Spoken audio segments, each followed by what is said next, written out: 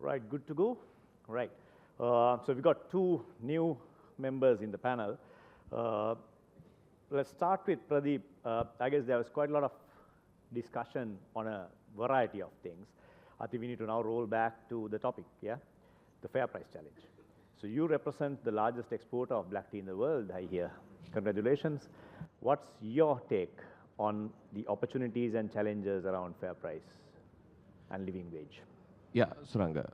Of course, we humbly take the pride to claim that we managed to become the largest producer of tea in the world with our strategic investments in former James Finlay's and Lipton plantations, mainly in East Africa. And of course, good old days, Ceylon and tea were almost synonyms, which has changed drastically with the rapid expansion of tea gardens in other parts of the world.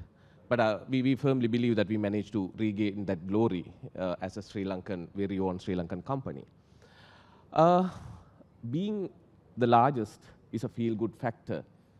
But in the meantime, all these challenges that we discussed from morning, we are going to get worstly affected as well. But as a company, we are quite optimistic. And Suranga, if you think of the facts that we discussed from the morning, there were kind of conflicting facts and figures that were presented. Conflicting in the sense, creating opportunities within those issues that were presented. So one time we discussed about over 1 billion, closer to 1 trillion beverage market in the world. And still the tea market is struggling to reach 200 billion. But in the meantime, we claim that tea is the second largest beverage consumed in the world. So that means whether we have not properly positioned tea as a commodity with the right price. So that is there. And also, as the largest producer, we are laden with the burden of environmental, social, and government responsibilities. So all these, I think, we need to work as a team, perhaps passing down the right price is a challenge for every industry, not only tea. But with a thinner and thinner margin, like perhaps in certain markets, the question is whether you have a price to pass down. Right? That's the reality. Of course, I think we need to work starting from the producers, the blenders, brokers, retailers. So I think we all need to get together and come up with a strategy to come out of this whole debacle. That's my view. Thank you, Pradeep.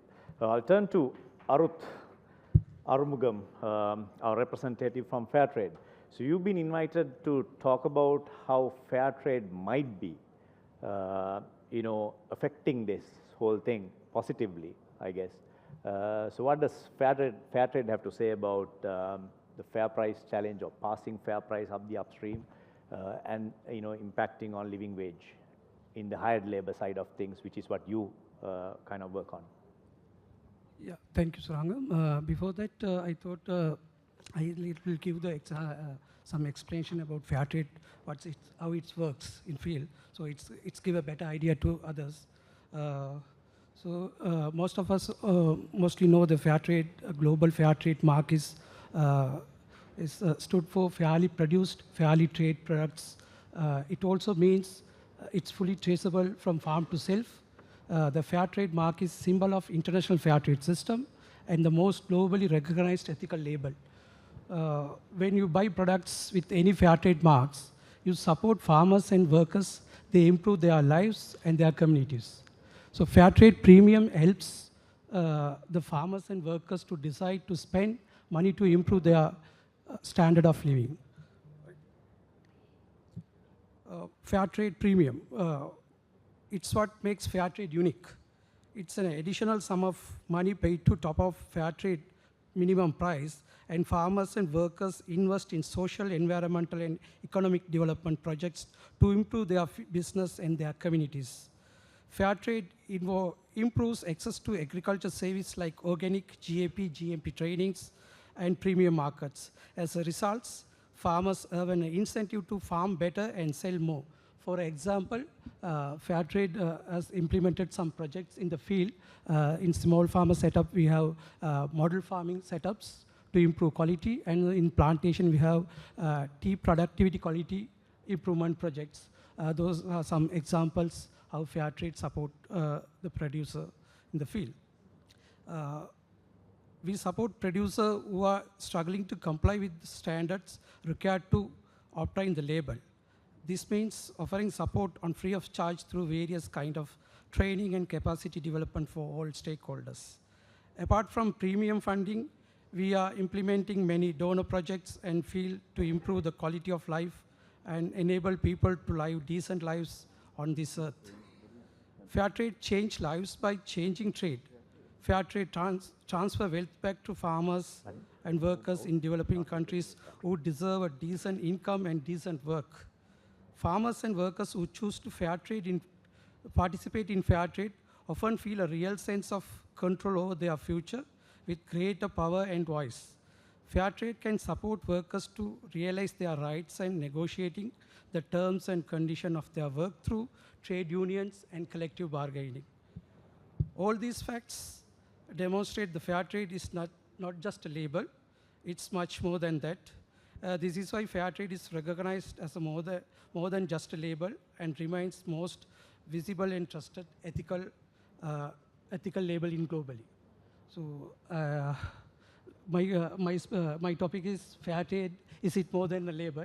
So that's what I want to tell about. Thank you, I have a follow-up question. Quick answer on, because I think a lot of people have been speaking about the proliferation of certification. There's too many, right? Are you able to clarify and confirm that having Fairtrade logo on a product benefits the brand, helps them fetch a better price, and then all of what you said is allowed? Because better price is, I think, key, because Fairtrade premium alone, from what we know, is not going to change much. Yes, certainly. When you look at 2023, 24 figures, actually I can't disclose the figures at this forum. But we trust you, so give us a... So I personally visited and I got information. This last 2 years, it's a good time for tea, actually Fairtrade certified tea. The prices are gone up. We have negotiated with some market players on this. So when certified products get a premium price at the maximum price they are obtaining these days. If you look at Sri Lanka, now the people are always exporting. With the label they're exporting. But these days we are working on a local marketing initiative. Today also, if you go to Gampaha town, we are promoting Fairtrade labels in Sri Lanka. Very soon we launch tea also for the local market. Now we are got license for Fairtrade products, and it is available in supermarkets. So you can get better prices in local even. Thank you. So we got a question on the portal to Tom. I think it's a very relevant topic, and I think you and I had a brief chat on this before the conference. This is about the relevance of multiple certifications in the tea sector, given the high certification costs, right? And then he goes on to ask whether you have a view on shared responsibilities and risks between producers and the certification bodies. I think that's a really good point. There is a plethora of certifications which are arising, all of which are sitting back with the producer. I was sitting down with McLeod Russell just a few weeks ago, who said they had no fewer than 76 different questionnaires on their desk that they had to fill in before they could sell the tea. We are looking very hard at where certification goes, whether there is an equivalence mechanism that says, yes, there is a new Sri Lanka standard, or there's a new Lipton standard, or there's something in Africa, but they are equivalent, and therefore the producer only has to go through this once. I think certification has a role. I think it has an important role. It's not enough in itself, but certifying an estate, there is no question, over the last 20 years has really improved lives on those estates. So we shouldn't be getting rid of it, but we must find a way of simplifying it. Thank you, Tom. This question, I think I probably raise it to 3 people, starting with Pradeep, Sri, Lionel, and also maybe for Arthur. So hear me out, right? If you think of the outgrower model, because that was discussed quite extensively, as a method of distribution of value in a better way, more equitably, is that true? What are your views? Is that happening in your respective countries and associations? An outgrower model as a solution. So let's start with Pradeep, please. Yeah, I think every time a wage hike proposal creates a kind of a turbulence in the industry. More than other sectors, I think tea industry has been like going, of course, Sri Lanka just had an experience, and I don't think it is not over yet. And also what we presented, like even India has a similar issue, so as the East Africa. I think the tea industry is very politically sensitive industry, and whatever the rules that the government is trying to impose is going to affect the masses, which is like again the politicians are quite concerned about their vote base. That is the brutal truth, and also all the relevant parties have very conveniently neglected the productivity, efficiency element of the wage hike. So they like in the Sri Lankan context, in my firm belief is that has mostly become a kind of a subsidy, right? They want, okay, so this is something the government is going to pass down to the bottom level of the pyramid. But sometimes even the trade unions don't realize the fact that ultimately the burden is on the companies.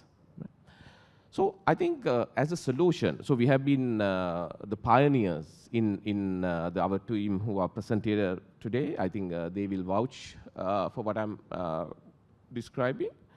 So we have been pioneering in introducing this revenue share model, where this whole concept of laborer worker was uplifted.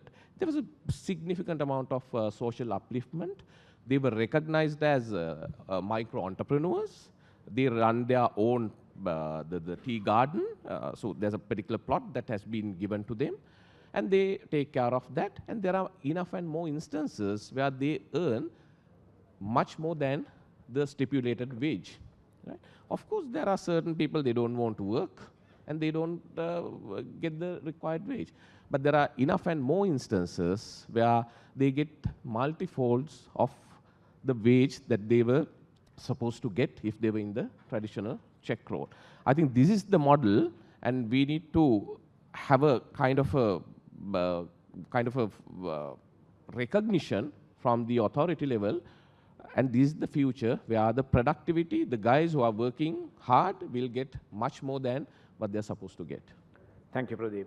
Turning to Sri, if you can, look at the same person. So, from an Indian context, as I had also explained to you during my presentation, see, we have these high level of wages because we are operating in a high cost environment, where the GDP per capita income is high, the states are doing well, income is high, so the minimum wages specified are quite high, at about $9 cost. And the southern states especially, we have a negative birth rate. The fertility rate is 1.8 as against replacement of 2.1. So none of the workforce has entered over the last 2 decades. Even if you follow an outgrower model, the local workers have moved on, in terms of their children have moved on. The industry survives with migrant workers. So that is a challenge that there's both, having a high wage is good from a migrant worker perspective, because you can incentivize these workers to come from thousands of kilometers away from different states and work. But it has its own challenges. Like, we had one of the largest elections that took place now. Under Upasi's estimates, people went back to vote and they didn't come back. It took about 1.5 months to do the voting. We lost about 15 million kgs, about 150 kilos of yield in about 1 lakh hectares.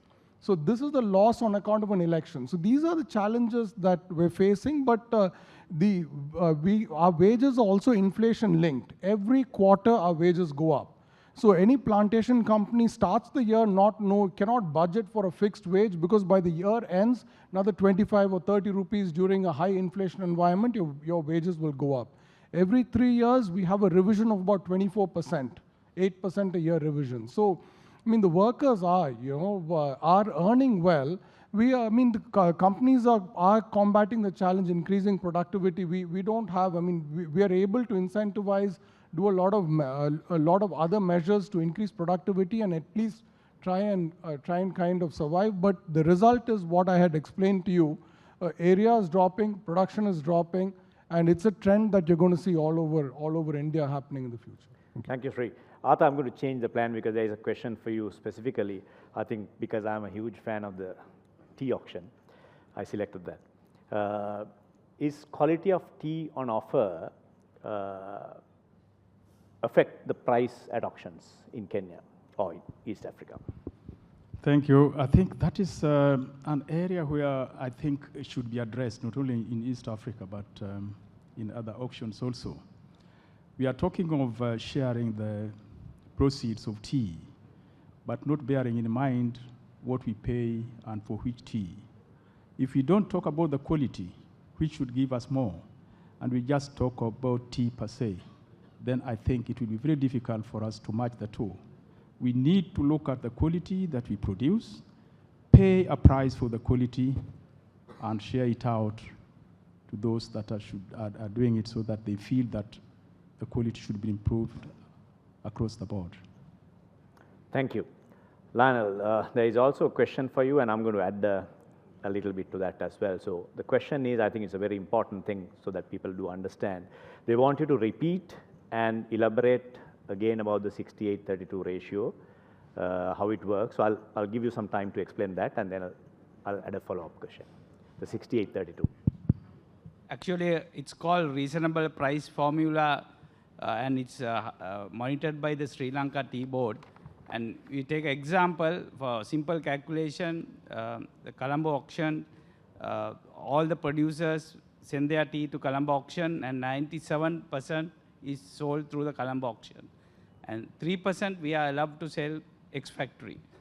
So the 97% is trapped in the Colombo auction prices. You take example for simple calculation, a factory who gets an average of 1,000 rupees, the calculation goes 68% goes to the smallholder, and 32%, so 322 rupees come to the factory, 680 rupees go to the smallholder, and that no one can cheat on that, because all the records are properly kept in the factory, and the officials of the Sri Lanka Tea Board come on a monthly basis and check, and they can always cross-check with the statistics whether you have maintained proper records with their crop intakes, and whether the number of green leaf they have taken into the factory have been produced and dispatched accordingly. So on that basis, they can have a proper tracking system. Is that clear? Yeah. So my follow-up question might be a little tricky.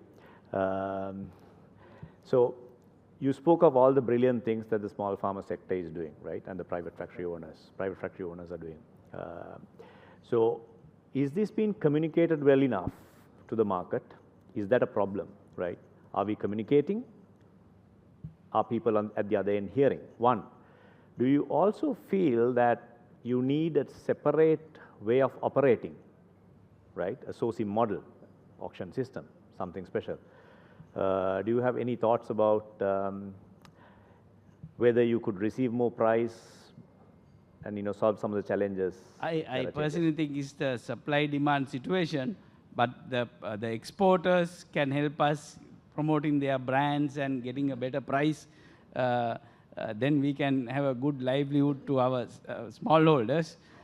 Did you look at me? No. Yeah. Not me, right? You look at. So you're also one of the guys. brand person. So that's the main thing. And regarding even these labor wages, I think Pradeep also spoke, because Sri Lanka, we have the wages board says tea growing and manufacture. So now actually the dynamics have changed. 70% is the private factories. So we are asking for a separate wages board for tea manufacture to separate from tea growing, because more political demand is for the growing sector. So whenever there's an election, the pressure is on the tea growing sector, and then we automatically get into this mess. So we are strongly lobbying for a separate wages board for tea manufacture. So which actually our sector has not demanded a wage increase, but because of the other political interference, we'll automatically get into a trap, and we'll have to pay more wages, and then we will have, our businesses will be negative. Thank you, Lionel. Anil, I've got, I think I probably should ask the same question from you as well, but there is a question on the panel where they're asking as to what prompted Sri Lanka to go for an own national sustainability code. So that plus any follow-up thoughts on what I asked from Lionel. What we found was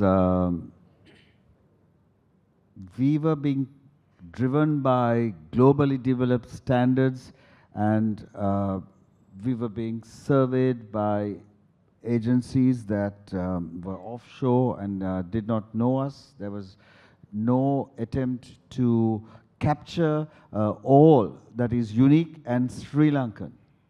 So as a leader in this market, particularly for orthodox black tea and around the world, we command a premium.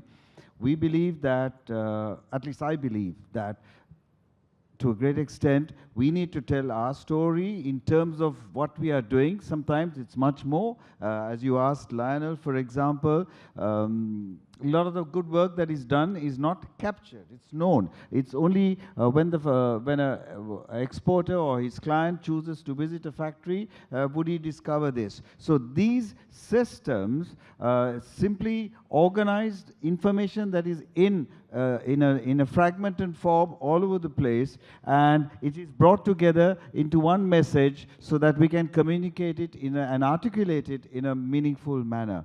So it's not just another burden on anyone. Thanks to the funding we received, it's voluntary, and it does not cost anyone. And once we discover and employ our marketing strategies to capture this, we look to get a differentiated price, particularly for the producers who have achieved these standards and are leading the charge. Thank you, Anil. I think we probably have, yeah, this is going to be the last round. So this is like the fast round, 30 seconds each. If you are to think about the one thing that you want changed in the industry so that our people, especially if you look back at that theme, whereas we understood the challenges around lifestyle, provided the brands, exporters get together and sort that, and then there is new models and stuff like that. If there is the one thing you want changed so that the livelihoods of your people improve, what would that be? So we probably can start in the same order. Pradeep, you want to have a go at it? Yeah, I think, Suranga, we need to carve out our niche rather than doing the same old thing over and over again. It is truly commendable what you have been doing, right, in the tea industry. Like, I think we need to try out, if you take the tea industry compared to other industries, I think the innovation and the creativity is little less in the industry, to be very frank. So I think if you can, as producers, as retailers, if we can carve out our niche in the market, because you can't force people to drink more tea. Yeah. Right? Or neither you can increase your price, and this is not a commodity that they can't survive without having. So of course, we need to be a little creative. And I don't know whether Dr. Ravi Fernando is in the audience, who is a very ardent believer and a very passionate academic of the blue ocean theory. So we need to embrace the blue ocean theory for the tea industry, not the red ocean theory. Ravi already did speak in the morning about that very same model. Yeah. Turning to you, what can Fairtrade do to help us solve this issue or issues? From fair certification perspective, it's a little difficult, but I can pitch some points what previous speakers spoke, Lionel and Mr. Dr. Pradeep. The fair price wage, the name itself, it's challengeable. Mr. Lionel told about good relations, negotiation with trading partner and brands. It's most important to get fair price. And we have to have a national legislation and some standards for setting wage and how the standard of living in Sri Lanka. So those points are very important. Someone look at that points, it's a way forward, I think. Thank you, Am. Tom, turning to you, what's the priority for changing livelihoods? I think it's to keep an eye on the prize. We hear a lot of detail of different things that can be done, and the devil is in the detail. But at the end of the day, what we want and what our members want is for everyone working in the tea industry to having a living wage and a job they can be proud of. And if we can achieve that, it doesn't matter how we get there, that's the key. Sri, turning to you, what's that one thing you want changed? I would say that, we need better prices, so that's easier said than done. The problem that the industry is facing right now is excess supply. So this is the elephant in the room. So from an Indian context, we have a huge domestic market. We feel that quality can address a lot of these issues. It's the best way of promoting itself. Tea consumption will go up. If quality goes up, the supply will come down.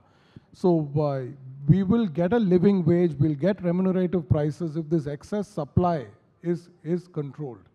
So those, I think, the ball is partly in the producer's side there too. As long as there's excess tea available, what is happening in the market is it's a race to the bottom. Buy one, get one free. There's just the tea there to offer. So there's so much competition that ultimately it will lead to low margins for everybody in the value chain. Thanks, Sri.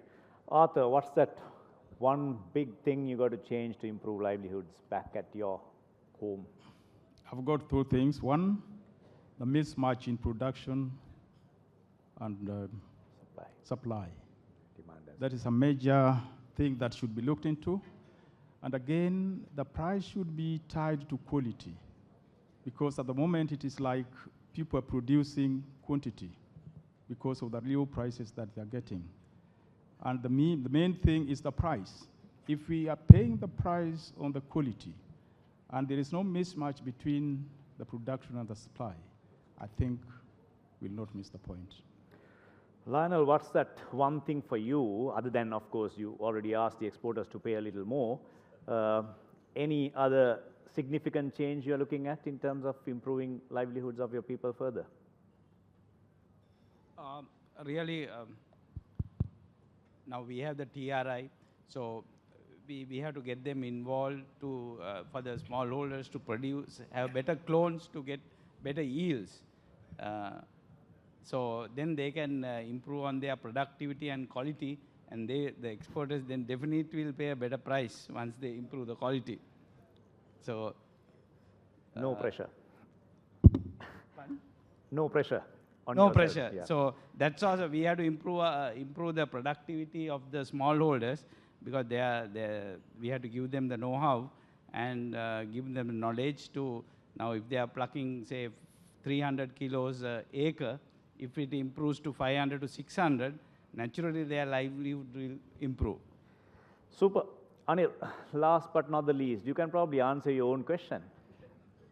Yeah, I was thinking, many of you may have read this story that in Ethiopia they're going to plant 1 million plants of tea and coffee, 2 million, one of each. And I was thinking, here we go again. Someone, somewhere is funding this. And they're going around the world looking for small countries. I know every country has a vision for itself, but they are being channeled once again to generate high volume, low value tea, hopefully, each of them with entertaining the belief that they are going to command a differentiated price. Now, this is the paradox, because there are people here in the room who are parts of global bodies that are talking strategy. We've had these conversations over the years about demand and supply and volume and so on, but still, we're having this large-scale expansion advocated. Who is driving this, and for what purpose? Are we talking about a one penny tea bag? Now it used to be 2 grams. Isn't it going under 2? It's another way of reducing the price. Yeah. But this is not going to work. And I mean, it's not going to help anybody, and it'll just hasten the death of those who are already in the game. Thank you. Brilliant. Big round of applause to these amazing speakers and the panelists. Thank you. Thank you, guys.